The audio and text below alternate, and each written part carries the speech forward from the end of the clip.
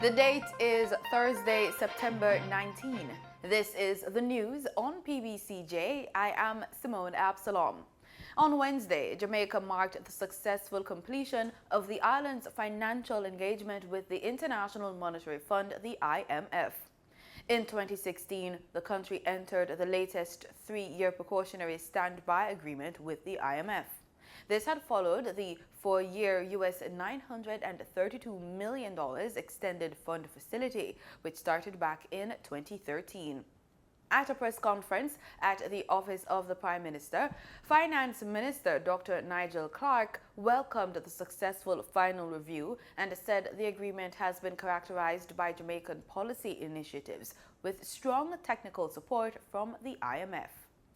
We are committed to continuing and completing the implementation of reforms that are currently underway, and this includes the passage of legislation to effect the operational independence of the central bank, the tabling of legislation to enact a fiscal council, and of course, the far-reaching and important public sector transformation. Director of the IMF's Western Hemisphere Department, Alejandro Werner, praised the government for its budgetary discipline and commitment to fiscal reform. Over the last 3 years, Jamaica's sustained commitment to a homegrown economic reform program has resulted in significant dividends for the people of Jamaica. Budget discipline, combined with a reorientation of the fiscal system, including the shift from direct to indirect taxation pioneered by this government, has helped put public debt on a sustained downward path and also generate a fiscal and a tax system that is more conducive to investment, growth, and employment. Former IMF Managing Director Christine Lagarde sent congratulations via a pre-recorded message. Congratulations for 6.5 years of a partnership with us, but more importantly, a successful program that has helped Jamaica and helped the Jamaican people. You owe it to yourself, to nobody else. And what you've achieved is remarkable. Through 2 programs, 2 different administrations, with very strong commitment, and you've managed to actually create jobs, to reduce the unemployment level to the lowest level ever. You've reduced debt by 50 percentage points of GDP. You've managed to stabilize inflation, and you've managed to accumulate reserves, which will be helpful in case there is another shock. Those are incredible achievements. Prime Minister Andrew Holness cautiously celebrated what he called a historic milestone for the country. He was likewise guarded as he contemplated a way forward without the fund. The real test after this, with the IMF out of the room, in some ways, is whether or not we can maintain and carry through the fiscal discipline that we have committed to and successfully committed to over the last 10 years. My answer to that is yes, we can and we will. The latest IMF mission to the island was led by Uma Ramkisharan, and the final standby agreement will officially come to an end on November 6, 2019. Jamaica remains a member of the IMF, and the fund stands ready to provide technical advice on a continued basis. It is agreed that the IMF office in Jamaica will remain open for another 2 years. Former Deputy Prime Minister Dr. Kenneth Baugh leaves a legacy of honesty, integrity, and sincerity in both his professional and political life. Dr. Baugh passed away on Sunday, September 1 at the age of 78. During his more than 30 years of dedicated public service, Dr. Baugh was upstanding in executing his roles as Minister of Health, Minister of Foreign Affairs and Foreign Trade, Senator, and Member of Parliament. Prime Minister Andrew Holness, in a statement in Parliament on Tuesday, September 10, hailed Dr. Baugh as the person of high esteem. That was entering into a difficult time for the Jamaica Labour Party. The then leader of the opposition, the Most Honourable Edward Siaga, was transitioning out of Parliament, and Bruce Golding was coming in. The question was, during the interregnum who would be the leader of the opposition. And by consensus, all MPs at the time, including myself, agreed that we could entrust this position to Ken Baugh. The media reports carry his own words, because a reporter interviewed him and asked him, so wouldn't you keep this position of leader of the opposition? And he said, no. And that is the mark of the man. He was not about power. He was about service. And that is, to me, the signal marker of his integrity. For his distinguished service to Parliament, public service, and his contribution to medicine, Dr. Baugh was conferred with one of Jamaica's highest honors, the Order of Jamaica, in 2016. He was accorded an official funeral service by the government of Jamaica, which will be held on Thursday, September 19, at the University of the West Indies, Chapel Mona, starting at 1 p.m. Condolence books will be opened for Tuesday to Thursday, September 19, at the Houses of Parliament and the Ministry of Foreign Affairs and Foreign Trade. Some residents of Harkers Hall in St. Catherine community are appealing for a judge to have mercy on a fellow resident who pleaded guilty on July 18 to child stealing and is scheduled to be sentenced today, Thursday, September 19, in the Supreme Court. They are suggesting counseling for the defendant. The woman, Pbcj French, was taken into custody on February 5 when she turned up at the Registrar General's apartment in Twickenham Park, St. Catherine, attempting to register a baby. A subsequent DNA test confirmed on February 7 that the baby, stolen from the Victoria Jubilee Hospital in Kingston on January 9, belonged to Sinclair Hutton and his common-law wife, Suzette White. Under Section 69 of the Offences Against the Persons Act, she could be liable to be imprisoned for a term not exceeding 7 years with or without hard labor. Business operators in Clarendon and St. Catherine will have until 11 p.m. to wrap up their operations.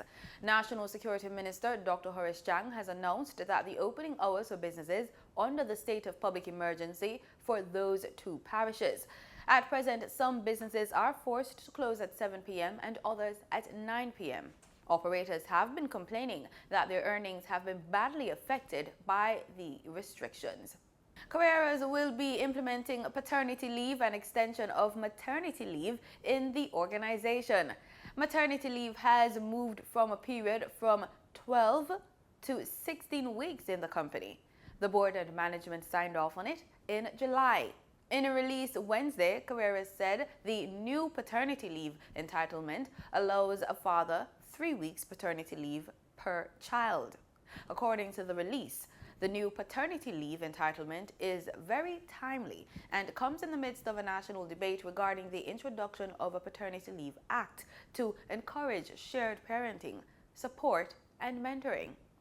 Carreras Managing Director Marcus Steele says that building the family will lead to building communities and, by extension, nation building, which is foremost in the company's corporate social responsibility programming. This week on Living Healthy, we're looking at rheumatic fever. Rheumatic fever might sound like a simple ailment with various symptoms. I mean, you could have one or more of these symptoms. At what point, though, do you choose to seek the doctor's assistance? We asked these questions and more during a talk with medical doctor Kimberly Somerville.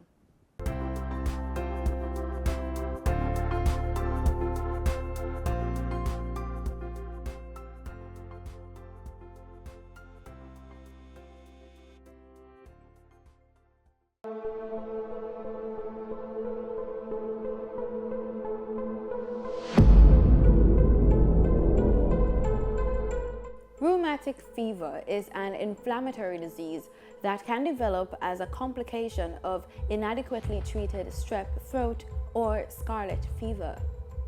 Strep throat and scarlet fever are caused by an infection with Streptococcus bacteria.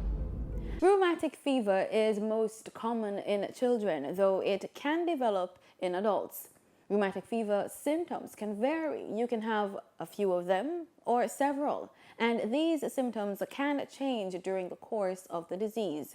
Rheumatic fever signs and symptoms can include fever, painful and tender joints, pain in one joint that migrates to another joint, red, hot, or swollen joints, chest pain, fatigue, jerky, uncontrollable body movements known as Sydenham chorea or St. Vitus's dance, most often in the hands, feet, and face. Outbursts of unusual behavior like crying or inappropriate laughing that accompanies Sydenham chorea. We definitely learned more about rheumatic fever from Dr. Somerville. So far, we've learned that fever, painful joints, chest pain and rashes could mean you have rheumatic fever, and if left untreated, you could develop heart complications. Next week, we'll be speaking with an actual patient. So what happens is that the bacteria comes into the throat or the skin. So usually we produce substances that try to kill this bacteria. However, after a while, certain people are more susceptible to the antibodies, the substances actually acting on our tissues. So it can be the joints, the heart, anything like that. So if you've had a sore throat before, right, usually persons just allow it to go. But you may have a sore throat, then you tend to have pain in the joints, pain and swelling in the joints. If you have chest pain, shortness of breath, if you have a very high fever, and if you have a rash on the trunk area, that can be some symptoms of rheumatic fever. What do you mean trunk area? The trunk area would mean the chest. So the chest, the stomach, the belly area, or even the back, that can have a red rash. Some persons who are more darker complexion may not see it, but if you're fair complexion, you can see that. Sometimes you might get one or two symptoms and think that it's a simple household illness that will leave eventually. When do you take it seriously? So if you have a sore throat and probably 2 weeks later you notice some pain to the joints, you notice chest pain, shortness of breath, a rash that's not going away, if you find that the muscles are moving and it's involuntary, that is something that you want to go to the doctor immediately. Once you have the fever, you want to get antibiotics. So that can be penicillin or other antibiotics along the penicillin line. And mainly what you want to do is get rest. And if you're having the joint pains, you want to get painkillers, analgesics as they call.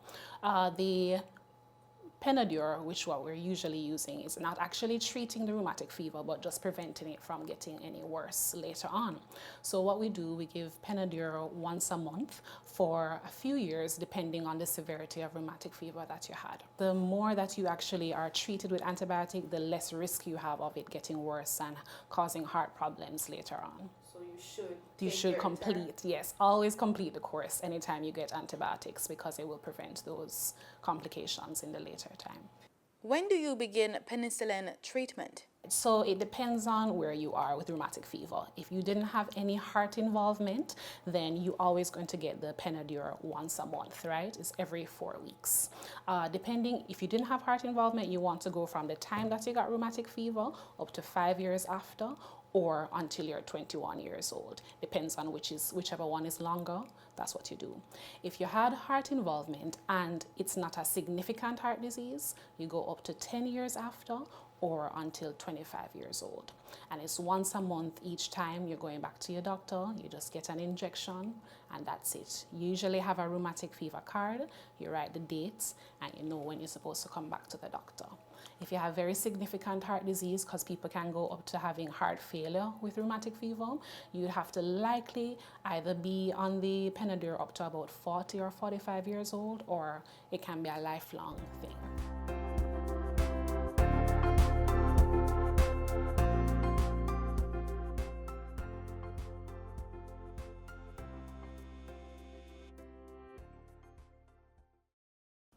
Motorists should see an increase at the pumps in the prices of gasoline and diesel effective Thursday, September 19, and that's according to the latest ex-refinery cost from Petrojam. The costs state 87 and 90 octane gasoline will be sold for $130.65 and $133.49 per liter, respectively. up by $1.60 each. Automotive diesel fuel will be sold for $137.77 per litre, following an increase of $1.95, while ultra-low sulfur diesel is up by $1.24 and will be sold for $142.26 per litre. Meanwhile, kerosene increased in price by $1.28 and will be sold for $115.35 per litre. Propane liquid petroleum will be sold for $41.99 per litre, up by 93 cents, and butane liquid petroleum will be sold for $45.32 per litre, for an increase of 46 cents. And do remember, marketing companies and retailers will add their respective markup to these prices. The US dollar on Wednesday, September 18, ended trading at Jamaican $136.40, down by 29 cents. That's according to the Bank of Jamaica's daily foreign exchange trading summary. The summary also states the Canadian dollar ended trading at Jamaican $103.29, up from $103.83, while the British pound sterling ended trading at $166.92, down from $170.49. In regional news, UN Secretary General Antonio Guterres on Wednesday ruled out meeting Venezuelan opposition leader Juan Guaido if he attends next week's General Assembly, despite the support he has among Western and Latin American nations. He's quoted saying, "No, that's not being planned," end quote. He added, however, that the United Nations maintained regular contact with the Venezuelan opposition. More than 50 nations recognized Guaido as the interim president, but leftist leader Nicolas Maduro's government holds Venezuela's UN seat and enjoys backing from Security Council members Russia and China. Guterres said that the United Nations will not be setting for negotiations between Maduro and the opposition. In sports, Jamaica Tallawahs have welcomed back explosive all-rounder Andre Russel in the starting lineup for their fourth home Hero Caribbean Premier League encounter against Guyana Amazon Warriors at Sabina Park. Russel, who was struck near the right ear by a delivery from South African Harkers Hall during the Tallawahs opening contest at home against St. Lucia Zouks, took a few days off to recoup and has now been cleared by the medical team to resume action. The 31-year-old Russell and young seamer Shane Thomas have been brought back into the starting team at the expense of Derval Green and Christopher Lamont, as the Tallawahs won the toss and opted to bowl first. In the weather report, at 4 a.m. Thursday morning, the center of Hurricane Humberto was located near latitude 35.2 degrees north, longitude 62.2 degrees west. Humberto is moving toward the northeast near 35 kilometers per hour. This general motion is expected to continue Thursday, followed by a north-northeastward motion at a slower forward speed Thursday night and Friday. On the forecast track, the center of Humberto will continue to move away from Bermuda. Maximum sustained winds are near 205 kilometers per hour with higher gusts. Humberto is a Category 3 hurricane on the Saffir-Simpson hurricane wind scale. The hurricane should start to weaken today and is expected to become a post-tropical cyclone by Friday. Hurricane Humberto is not a threat to Jamaica, and the Meteorological Service will continue, though, to monitor the progress of this system. At 4 a.m., the center of Tropical Storm Jerry was located at near latitude 16.0 degrees north, longitude 53.2 degrees west. Jerry is moving toward the west-northwest near 26 kilometers per hour. On the fast track, the center of Jerry will be near the north of the northern Leeward Islands Friday and pass north of Puerto Rico on Saturday. Maximum sustained winds have increased near 110 kilometers per hour with higher gusts.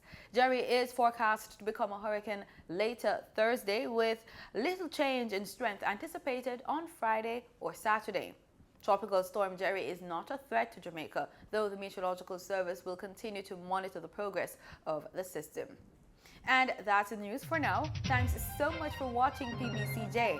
I'm Simone Absalom. Pleasant viewing.